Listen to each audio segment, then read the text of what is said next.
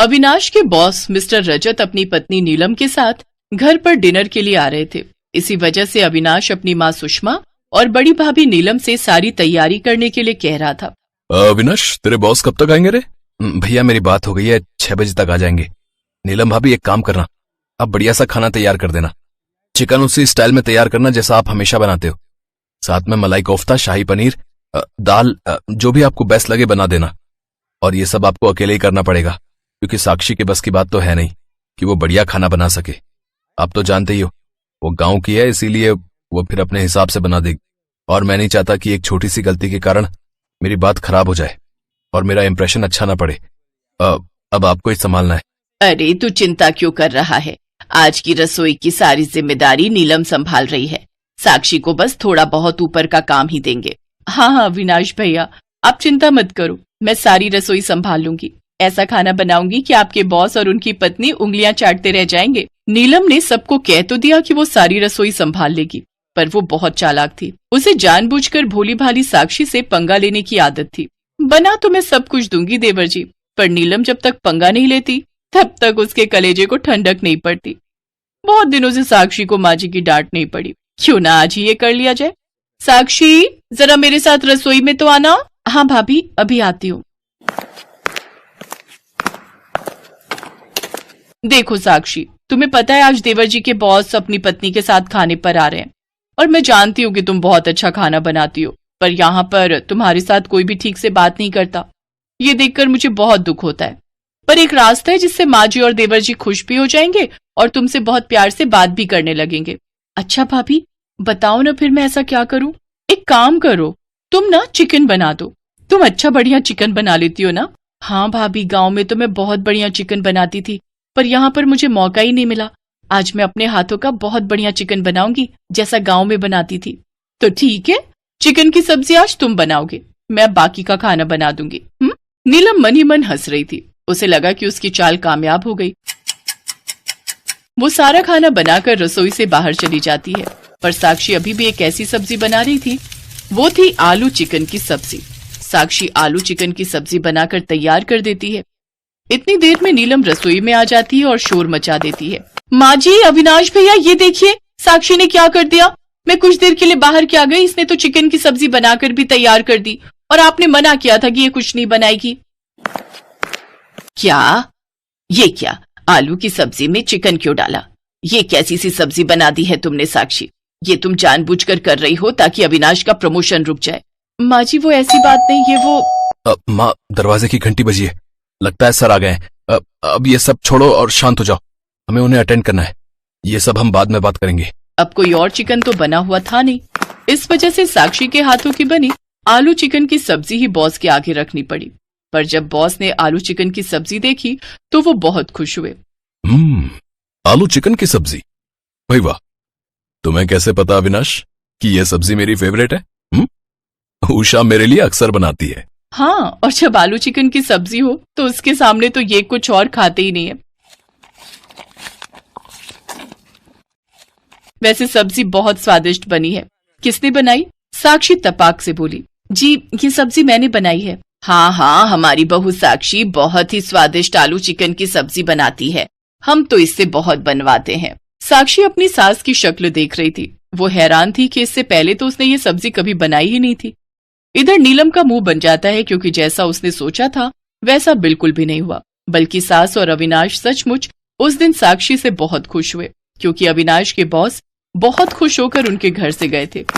Boss के जाने के बाद साक्षी की सास ने उसकी बहुत तारीफ की। क्या बात है साक्षी, मुझे तो लगा था कि तुझे कुछ बनाना ही नहीं आता, पर तूने तो आज सचमुच कमाल कर दिया। थैंक यू साक्षी, तुमने आज आलू चिकन की सब्जी बहुत टेस्टी बनाई थी। मुझे भी सब्जी बहुत पसंद आई। अब से चिकन की सब्जी तुम ही बनाया करना, वो भी आलू डालकर। हाँ अविनाश, बिल्कुल ठीक कह रहा है साक्षी, सब्जी बहुत ही स्वादिष्ट बनी थी। चिकन आलू हमने इससे पहले कभी खाया भी नहीं था। हाँ।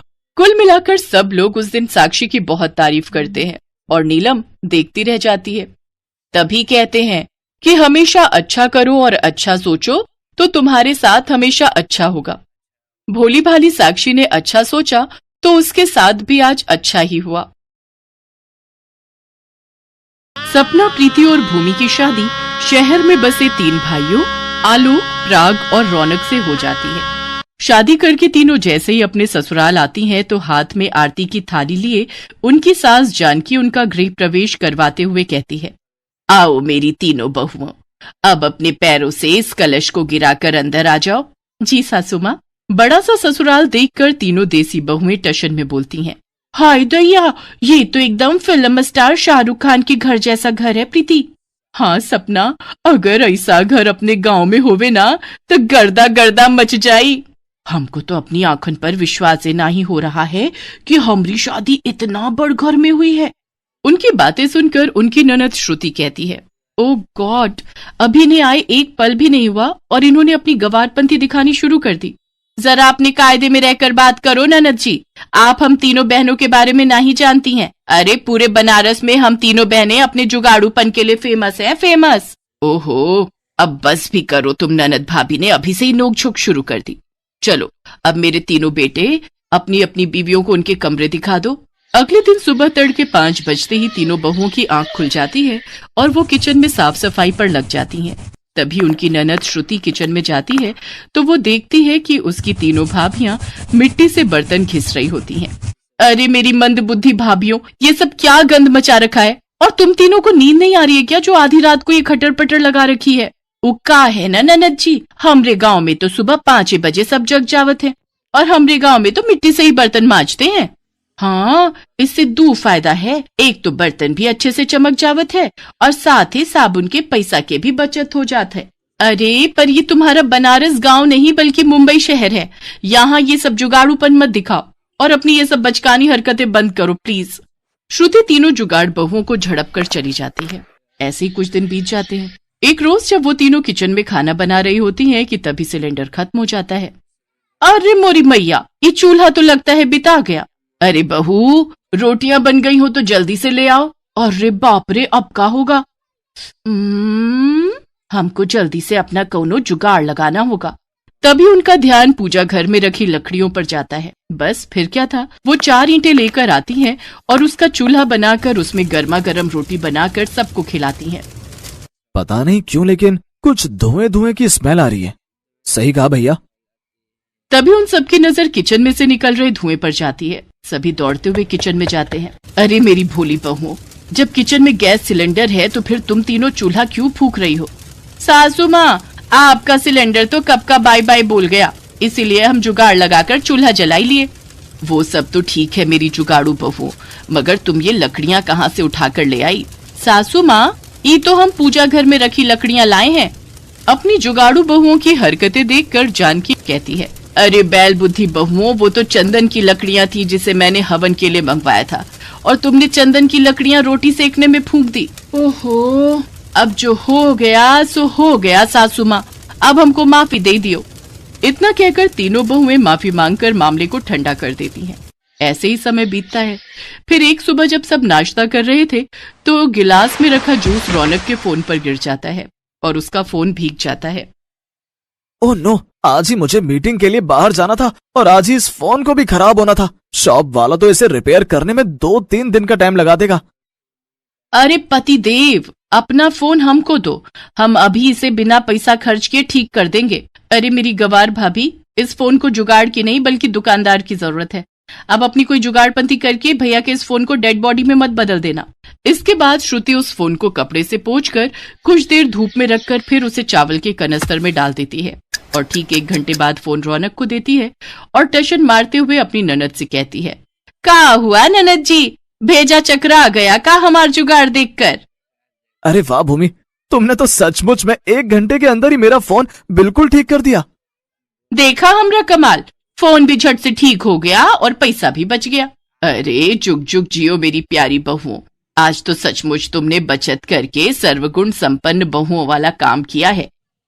हाँ सचमुच, तुमने तो कमाल कर दिखाया। रौनक और सास के मुंह से तारीफ सुनकर उन तीनों बहुओं को शह मिल जाती है। ऐसे ही एक दिन जब सपना वैक्यूम क्लीनर से घर की सफाई कर रही होती है तो अचानक से वैक्यूम क्लीनर काम करना बंद कर देता है। अरे मोरी मैया, ये बिजली से चलने वाला झाड़ू तो बंद हो ही गवा, अब क्या करें? जल्दी से कौनो जुगाड़ सोच सपना, ताकि अपना कामो बन जाए और हमरे पैसे भी बच जाए। सपना ये सोच ही रही होती है कि तभी उसका ध्यान अपनी सोसाइटी के पार्क में लगे खजूर के पेड़ पर जाता है। अरे वाह, क्या जुगाड़ू आइडिया आया है हमारे दिमाग में। सपना सोसाइटी के पार्क में जाती है और खजूर के घने पत्तों को तोड़ने लगती है कि तभी वहाँ गार्ड आकर गुस्से में बोलने लगता है। अरे ओ बॉडम औरत, इन पेड़ों को क्यों तोड़ने में लगी हुई हो? अरे ओ चौकीदार बाबू, अगर ज्यादा चबड़ चबड़ की ना तो हम देंगे तो को एक उल्टे हाथ का, समझे? और वैसे भी ये पार्क तो हर बाप का है का। गार्ड को 4 बातें सुनाकर सपना खजूर के घने पत्ते तोड़ लाती है और उन्हें लेकर घर आती है और उससे झाड़ू बनाकर तैयार करती है और झाड़ू लगाने लगती है। तभी जानकी गुस्से में तिलमिलाते हुए उस पर बिगड़ते हुए कहती है, क्यों रे सपना बहू, ये मैं क्या सुन रही हूँ? तू सोसाइटी के गार्ड से लड़कर आई है और ये तेरे हाथ में क्या है? सासू माँ, ये झाड़ू है जिसे हमने खजूर की टहनियों से बनाया है। अरे वाह सपना, तूने तो कमाल कर दिया, भाई मान गए तुझे, छा गई तुम तो। अरे चुप करो तुम तीनों, भला इतनी कंजूसी करके भी क्या फायदा? तुम तीनों की जुगाड़पंथी ना एक दिन सोसाइटी वालों के सामने हमारी धज्जियां उड़ाकर रहेगी। इस तरह तीनों जुगाड़ू बहुओं को घर वालों से खूब खरी खोटी सुननी पड़ती है। ऐसे ही वक्त गुजर जाता है। फिर एक सुबह प्रीति नाश्ता लेकर गुनगुनाते हुए अपनी ननद के कमरे में आती है। लगाई ले तू जब लिपस्टिक, जिला टॉप लागे ले, ओ जिला टॉप लागे रे। अरे ननद जी, ई लो नाश्ता पानी कर लो, दफ्तर खाली पेट ना ही जाना। हाँ, टेबल पर रख दो भाभी, अभी तो मैं अपने बाल सुखा रही हूँ। हेयर ड्रायर से अपने बाल सुखाने के बाद श्रुति नाश्ता करके ऑफिस चली जाती है, लेकिन उसी शाम काफी भयंकर बारिश होती है। अरे प्रीति, तुम मेरा वाला कुर्ता पजामा प्रेस करके रख देना, कल मैं ऑफिस वही पहन कर जाऊंगा। जी हमरे बलमा। इतना कहकर प्रीति अपनी ननद के कमरे में जाती है और उसका हेयर ड्रायर लाकर उससे अपने पति के कपड़े सुखाने लगती है। लेकिन तभी उसे तेज बिजली का करंट लगता है और वो चिल्लाते हुए कहती है, आरी मोरी मैया, मर गई रे मर गई, कौनो हमको तनिक बचाओ तो। सभी भागते हुए अंदर आते हैं और श्रुति जल्दी से बोर्ड का स्विच बंद करती है। अरे ये सब कैसे हुआ? प्रीति उसे सारी बात बताती है और श्रुति उन्हें खूब सुनाती है। भाभी, मैंने तुम्हें पहले भी समझाया था ना, आज अपनी बेवकूफियों की वजह से तुम्हारी जान तक भी जा सकती थी। मैं कहती हूँ अब तो अपनी इन जुगाड़पंथियों से तुम तीनों बाज आ जाओ, नहीं तो अठन्नी चवन्नी बचाने के चक्कर में एक दिन अपनी जान से हाथ धो बैठोगी। श्रुति बेटी बिल्कुल सही कह रही है, बहू इतनी कंजूसी भी अच्छी नहीं, और जिसका काम वो उसी को साजे, कोई दूजा करे तो बुद्धू बाजे। हमको समझ आ गया सासू माँ, अब हम कोनो भी काम में जुगाड़ नहीं लगाएंगे। ननद और